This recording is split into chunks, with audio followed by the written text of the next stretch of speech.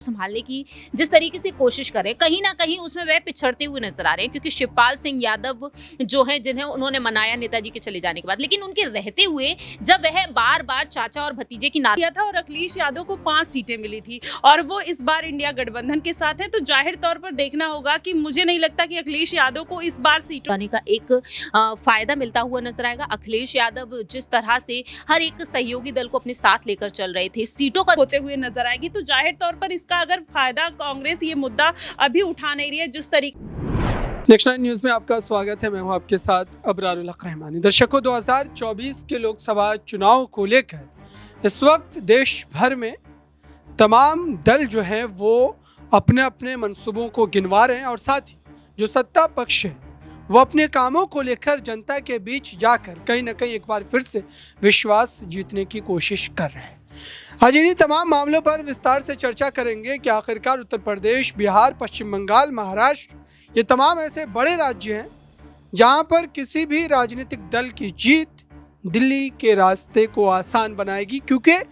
लगभग आप कह सकते हैं कि जो लोकसभा की सीटें हैं उनमें से लगभग 2/3 से भी ज़्यादा सीटें इन्हीं तमाम जो है राज्यों में से आती हैं। इस पूरे मामले पर बात करने के लिए मेरे साथ 2 सहयोगी हैं, न्यूज़ रूम में जुड़े हुए हैं। इनसे समझेंगे कि आखिरकार इस समय भाजपा और विपक्ष की बात करें, कितना ज़्यादा मामला जो है वो फाइट वाला है और क्या इंडिया गठबंधन ने जब से गठन हुआ इंडिया गठबंधन का, उसके बाद से क्या वाकई मुद्दों को लेकर भाजपा को घेरने में वो सफल हो पाए हैं। क्योंकि अब तक अगर देखा जाए तो सीट शेयरिंग का मामला हो या फिर नए जो है गठबंधन के साथियों को जोड़ने का मामला हो, ये तमाम चीज़ों पर चर्चा तो हो रही है, लेकिन एक जो महत्वपूर्ण चीज़ है वो आप कह सकते हैं कि भाजपा के खिलाफ किसी एक ख़ास मुद्दे को लेकर जनता के बीच जाकर उस पर जनता की सहमति जुटा पाना, यह अब तक विपक्ष नहीं कर पाया है। और दरअसल इसी बात को लेकर अभी भी डर का जो भय है वो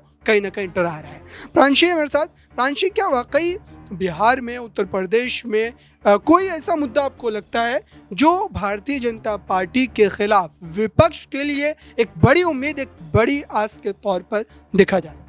देखिए, जिस तरह से भारतीय जनता पार्टी 80 लोकसभा सीटों का उत्तर प्रदेश में दावा कर रही है और यहाँ पर समाजवादी पार्टी जो है एक बड़ा दल यहाँ पर माना जा सकता है बीजेपी को चुनौती देने के लिए। हमने देखा है कि नेताजी जब हमारे बीच थे उस दौरान उन्होंने इस पार्टी को किस तरीके से संभाला, और इस पार्टी को संभालने में जो भूमिका रही वो शिवपाल यादव और आजम खान की भी रही है। लेकिन आज नेताजी के चले जाने के बाद जिस तरह से अखिलेश यादव और डिम्पल यादव इस पार्टी की कमान को संभालने की जिस तरीके से कोशिश कर रहे हैं, कहीं ना कहीं उसमें वह पिछड़ते हुए नजर आ रहे हैं, क्योंकि शिवपाल सिंह यादव जो है, जिन्हें उन्होंने मनाया नेताजी के चले जाने के बाद, लेकिन उनके रहते हुए जब वह बार बार चाचा और भतीजे की नाराजगी को दूर करने की कोशिश करते रहे, वो नाराजगी दूर नहीं हुई और कहीं ना कहीं अबरार हमने देखा कि वो नाराजगी ही यहाँ पर आड़े आ गई और देखा गया कि परिवार की जो कलह थी वो राजनीतिक मुद्दा बनती हुई नजर आई, क्योंकि यहाँ पर जो सियासी फायदा रहा था वो परिवार को नहीं मिल पाया। और आज के समय में देखा जाए समाजवादी पार्टी ही उत्तर प्रदेश में ऐसी पार्टी बैठती है जो बीजेपी को एक बड़ी चुनौती दे सकती है, लेकिन वह भी कहीं ना कहीं पिछड़ती हुई नजर आ रही है, क्योंकि हम देख रहे हैं कि कांग्रेस जिस तरह से विधानसभा चुनाव में सुपड़ा साफ जिस तरीके से होता हुआ नजर आया, वहीं बहुजन समाज पार्टी भी। लेकिन ऐसे में देखा जाए सपा 62 सीटों पर चुनाव लड़ रही है और दूसरी पार्टी जो यहाँ पर आती है बहुजन समाज पार्टी आती है, मायावती जो उत्तर प्रदेश की मुख्यमंत्री रह चुकी हैं। ऐसे में अब यहाँ पर यही देखना होगा कि ये सभी जो दल हैं जो जीत हासिल तक नहीं कर पाए हैं विधानसभा चुनाव में, क्या आखिरकार अब लोकसभा चुनाव में 80 लोकसभा सीटों का दावा कर रहे थे अखिलेश यादव, लेकिन उन 80 में से कैसे भी करके उन्होंने 17 सीटें कांग्रेस को दी हैं, लेकिन वह 10 सीटें देने वाले थे। 7 सीटें ये मान सकते हैं कि जयंत चौधरी के एनडीए में चले जाने के बाद कांग्रेस को मिल चुकी हैं। जद्दोजहद यहाँ पर प्रियंका गांधी ने काफी कई बार की है। अखिलेश यादव से वह मांग करती हुई नजर आई कि ये सीटें उन्हें मिल जानी चाहिए। एक सवाल लेते हैं। आखिरकार अगर देखा जाए उत्तर प्रदेश में तो इंडिया गठबंधन को जो है कई साथियों का नुकसान झेलना पड़ा है। अगर इस जो है पूरी फहरिस्त को हम देखें तो कई नाम जुड़ जाते हैं। जयंत चौधरी हैं, ओपी राजभर हैं, ये तमाम के तमाम जो है अखिलेश यादव का साथ छोड़ चुके हैं। क्या उसके बावजूद भी अखिलेश यादव जो 62 सीटों पर अपने प्रत्याशियों को उतारा है, उन्होंने इन सीटों में से कितनी सीटों पर वो जीत दर्ज कर पाएंगे? क्योंकि प्रत्याशियों का उतारना और जीत दर्ज करना 2 अलग अलग बातें हैं। और उत्तर प्रदेश में फिलहाल अगर देखा जाए तो अखिलेश यादव के पास कोई ऐसा बड़ा मुद्दा जो है नजर नहीं आता है जिसको लेकर वो भाजपा को घेरने में सफल हो पाए। जी बिल्कुल, अखिलेश यादव के पास मुद्दा तो नहीं है, लेकिन अगर आप देखेंगे 2019 का जो लोकसभा चुनाव हुआ था, जिस तरीके से मायावती ने उनसे अच्छा प्रदर्शन किया था और अखिलेश यादव को 5 सीटें मिली थी और वो इस बार इंडिया गठबंधन के साथ है, तो जाहिर तौर पर देखना होगा कि मुझे नहीं लगता कि अखिलेश यादव को इस बार सीटों में बहुत ज़्यादा बढ़त देखने को मिल सकती है। अखिलेश यादव जिस तरीके से कन्फ्यूज है, बार बार अपने उम्मीदवार बदल रहे हैं,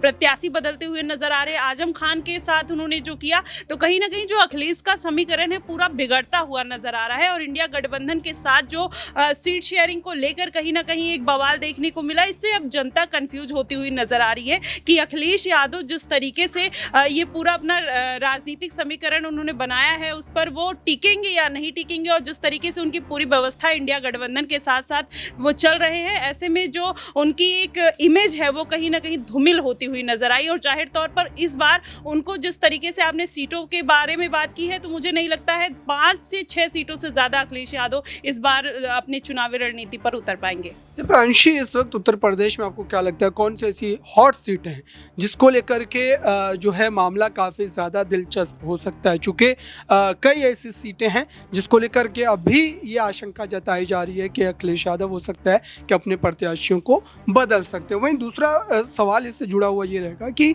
भाजपा के लिए क्या वाकई इससे पहले का जो चुनाव था 2019 का, क्या ये भी चुनाव इतना ही आसान रहने वाला है? क्योंकि अभी भी खेल बाकी है। जैसे जैसे चुनाव को लेकर के दिन करीब होंगे, जाहिर सी बात है कि कई ऐसे मुद्दे निकल करके आएंगे पिटारे से जो हम अब तक सोच भी नहीं रहे होंगे, फिर उस पर लगातार चर्चाएं जो है वो विस्तार से होती चली जाएंगी। तो आपको क्या लगता है कौन से ऐसे मुद्दे हो सकते हैं, या फिर भाजपा के लिए ये चुनाव कितना आसान है? देखिए, बीजेपी जिस तरीके से 400 का पार आंकड़ा रखी है, बीजेपी को यही लगता है कि इस बार के चुनाव भी काफ़ी आसान होंगे और इस बार भी हम जीत हासिल करेंगे। और ऐसे में अगर यहाँ पर जिस तरह से आपने कहा कि कुछ सीटें ऐसी होंगी जो हॉट सीटें बनती हुई नजर आएंगी, इनमें से देखा जाए सबसे टॉप पर तो फिलहाल रायबरेली और अमेठी तो हैं ही। इनके अलावा यहाँ पर देखा जाए पल्लवी पटेल जिन सीटों की मांग करती हुई नजर आई थी वो सीटें भी हैं, फूलपुर है, कौशाम्बी है, मिर्जापुर है। और इसके अलावा यहाँ पर देखा जाए तो नगीना सीट एक हॉट सीट बन चुकी है जहाँ से चंद्रशेखर आजाद जीत का दावा करते हुए नजर आ रहे हैं। जो सीट अखिलेश यादव ने उन्हें नहीं दी, बिजनौर सीट है, रामपुर सीट है और भी ऐसी कई अन्य सीट है जो सपा का गढ़ मानी जाती है। मैनपुरी सीट को ही ले लीजिए, मैनपुरी सीट पर बीजेपी किस तरीके से सोच समझकर अपनी प्रत्याशी को उतारती हुई नजर आई है। तो बीजेपी के लिए अगर यहाँ पर देखा जाए तो जीत कहीं ना कहीं थोड़ी बहुत आसान होती हुई नजर आ सकती है, क्योंकि अखिलेश यादव की जो रणनीतियां हैं कहीं ना कहीं वो रंग लाती हुई नजर नहीं आएंगी। 2019 के ही लोकसभा चुनाव को ले लीजिए अब, जिस तरह से 5 सीटों पर समाजवादी पार्टी सिमटती हुई नजर आई थी और 10 पर बसपा ने बाजी मारी थी और हमने देखा कि ज़्यादा से ज़्यादा सीटों पर बीजेपी जीत हासिल करती हुई नजर आई थी। और ऐसे में यहाँ पर यह भी देखा गया कि राहुल गांधी अमेठी से चुनाव लड़ते हुए नजर आए, जीत हासिल करते हुए वो सीट भी बीजेपी के खेमे में चलेगी। तो इस बार यहाँ पर देखा जाए रायबरेली सीट पर मुकाबला काफ़ी ज़्यादा अलग होता हुआ नजर आएगा, अमेठी सीट पर भी, इसके अलावा बाकी की अन्य सीटों पर भी। एक सवाल जो है वेस्ट यूपी से रहेगा, पश्चिमी उत्तर प्रदेश में जिस तरह से आप देख रहे हैं कि किसानों ने जो है कई प्रत्याशियों का विरोध जो है किया है, पुरजोर तरीके से किया है। वो गांव में घुस रहे तो उनके खिलाफ नारेबाजी हो रही है। इस पर आप दोनों से सवाल रहेगा कि पश्चिमी उत्तर प्रदेश का राजनीतिक फैसला इस बार किसके पक्ष में जाएगा? क्या वो भारतीय जनता पार्टी के पक्ष में होगा या फिर अखिलेश यादव या फिर अन्य विपक्ष का जो भी इंडिया गठबंधन का चेहरा होगा उन्हें बड़ी सफलता मिलेगी? जी, जाहिर तौर पर हमेशा से कांग्रेस ने किसानों का मुद्दा उठाया है और इस बार भी किसानों के मुद्दे के लिए कांग्रेस ही खड़ी होती हुई नजर आई और बीजेपी कहीं ना कहीं उस पर पीछे हटती हुई नजर आई। जिस तरीके से 3 कानून लाया गया जो 3 काले कानून कहे जाने लगे और बीजेपी ने इस पर अपने बहुत ज़्यादा कोई स्ट्रिक्ट एक्शन नहीं लिया, जिसके बाद ये कहा जाने लगा कि बीजेपी कहीं ना कहीं किसानों के मुद्दे से भटक रही है और वो उनके वोट भी खोते हुए नजर आएगी। तो जाहिर तौर पर इसका अगर फायदा कांग्रेस ये मुद्दा अभी उठा नहीं रही है, जिस तरीके से वो केवल रोजगार, राम मंदिर और ये तमाम तरीके महंगाई की ही बातें कर रही है, किसानों का मुद्दा नहीं उठाते हुए नजर आ रही है। अगर उठाती तो जाहिर तौर पर उसका पूरा फायदा कांग्रेस को देखने को मिलता और बीजेपी को इस पे खासा नुकसान होता। पिछली बार जब किसान सड़कों पर बैठे थे और ऐसा लग रहा था कि पूरा का पूरा जो है पश्चिमी उत्तर प्रदेश का जो तमाम इलाका है जहाँ जहाँ पर प्रत्याशी उतारे गए हैं भाजपा के और विपक्ष के, उसमें विपक्ष के प्रत्याशियों को बड़ी जीत मिलेगी, लेकिन ऐसा हुआ नहीं। 22 की विधानसभा में आपने देखा कि तमाम की तमाम सीटें भाजपा की झोली में चली गई। तो इस बार भी क्या वही खेल रहेगा या मामला बदल सकता है? देखिए, फिलहाल तो इसकी कोई आशंकाएं नजर नहीं आ रही। जिस तरह से बीजेपी काम कर रही है, एन मौके पर बीजेपी की तरफ से जो ऐलान किए जा रहे हैं, हाल ही में हमने देखा जम्मू कश्मीर पहुंचे पीएम मोदी और वहां पर भी वह देखा जाए जम्मू कश्मीर को राज्य का दर्जा दिलाने की जो बात कहते हुए नजर आए हैं। तो ऐसे ही उत्तर प्रदेश की सियासत में भी हम देख सकते हैं कि किसानों के मुद्दों को ध्यान में रखते हुए यहाँ पर बीजेपी एक दावपेच खेलती हुई नजर आ सकती है। अब देखना यही होगा कि आखिरकार यहाँ पर आने वाले समय में जिस तरह से अखिलेश यादव ने हाल ही में चुनावी घोषणा पत्र जारी किया और इसके मुताबिक जो उन्होंने बातें रखी थी, अब ये देखना होगा कि बीजेपी यहाँ पर अखिलेश यादव को जवाब देते हुए किन किन रणनीतियों पर काम करती हुई नजर आएगी। एक छोटा सवाल, जयंत चौधरी को एनडीए में जाने का नुकसान या फायदा? देखिए, फिलहाल देखा जाए जिस तरह से बीजेपी काम कर रही है, जो बीजेपी को चुनावी फायदे मिल रहे हैं, उस लिहाज से देखा जाए तो जयंत चौधरी को बीजेपी के साथ जाने का एक फायदा मिलता हुआ नजर आएगा। अखिलेश यादव जिस तरह से हर एक सहयोगी दल को अपने साथ लेकर चल रहे थे, सीटों का जो बंटवारा हुआ उसमें हमने देखा चंद्रशेखर आजाद को क्या मिला। वह कहते हुए नजर आए कि आगरा और बिजनौर सीट ले लीजिए, लेकिन चंद्रशेखर आजाद को नगीना सीट चाहिए थी। अब यहाँ पर अगर जयंत चौधरी होते तो यहाँ पर भी क्या वाकई में एक बार फिर से वो सीटों का हेरफेर देखने को मिलता? कांग्रेस उनके सामने हाथ जोड़ती हुई नजर आई कि ये सीटें हमें चाहिए। तो मुझे नहीं लगता कि जयंत चौधरी जिस तरह से अब बीजेपी की तरफ गए हैं तो यहाँ पर वह सोच विचार करके गए होंगे कि उन्हें कोई ना कोई चुनावी फायदा तो मिलेगा ही। बिल्कुल दर्शकों, ये तमाम ऐसे सवाल थे जो इस वक्त राजनीतिक गलियारों में जो है चल रहे हैं और जाहिर सी बात है कि इसके जवाब तलाशने की हमने कोशिश की है, लेकिन अभी भी कई ऐसे मुद्दे होंगे जो है चुनाव के पूरे माहौल को बदलेंगे और कई बार ऐसा लगेगा कि कोई एक पक्ष जीत रहा है और दूसरा पक्ष हार रहा है, क्योंकि अभी चुनाव शुरू होने में भी, मतदान होने में भी समय है कुछ दिनों का। और जाहिर सी बात है कि आखिरी जो है आप कह सकते हैं कि चरण आते आते कई बार ये जो चुनाव के आप कह सकते हैं कि हालात बदलते हुए हमें नजर आएंगे। फिलहाल इस रिपोर्ट में बस इतना ही। जुड़े रहे नेक्स्ट 9 न्यूज़।